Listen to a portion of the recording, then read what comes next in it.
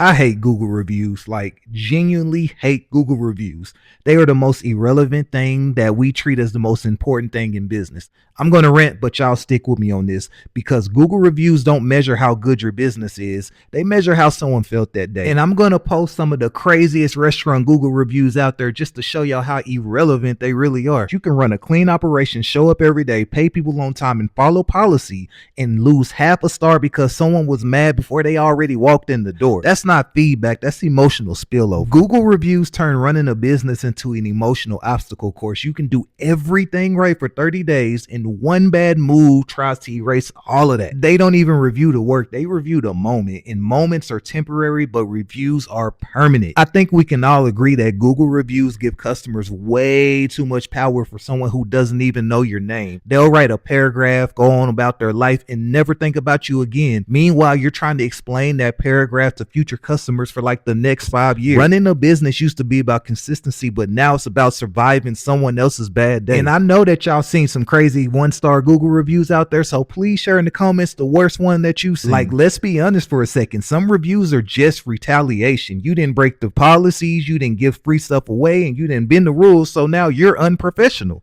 Like, come on. Nothing, and I do mean nothing, says accountability like trying to damage someone's livelihood over 429. And my personal favorite is the wrong location reviews, because I know I've had several. Wrong store, wrong city, and wrong owner, but Google response, yeah, that's close enough. We not even tripping. Let's run it. Most owners, they're not even scared of competition. We're actually scared of misunderstandings getting a microphone. What customers do not see is payroll, vendors, staff calling out, equipment breaking. They see 45 seconds of inconvenience and now that's your reputation. But what do I do on my end? I don't argue emotionally. I respond calm. I let consistency speak for itself. I ask happy customers to say something nice because they usually don't. It's like the chances of you getting a 5-star review is slim to none. And I have to remind myself, if you're doing real volume, you're going to get complaints. That's just kind of what comes with it. That's not failure. That's traffic. You cannot make every customer happy, but at the same time, every customer is not right. They say the customer is always right. That sounds like really good until you meet some of these customers. Man,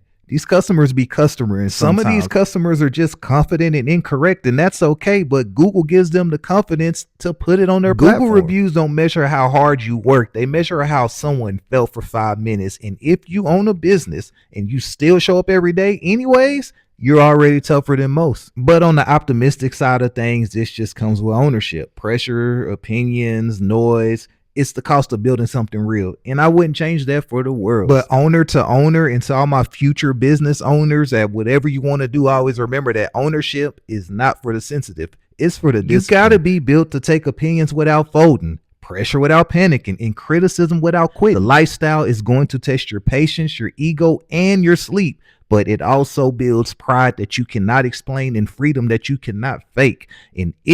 And I mean, if you can handle this noise and still show up every day, you don't just own a business. You earned yourself a life that most only talk about. So look, to the 2 or 3 y'all that's going to actually watch this video to the end, send it to someone else so that 4 people can actually watch it. Leave a comment. I love responding to comments. Even if you trolling, I still will respond to your comment. I'm just trying to get this YouTube going. So y'all leave comments, ask questions, do whatever you need to do. I'm an open book about this franchise and stuff, and I'm going to catch y'all on the next one.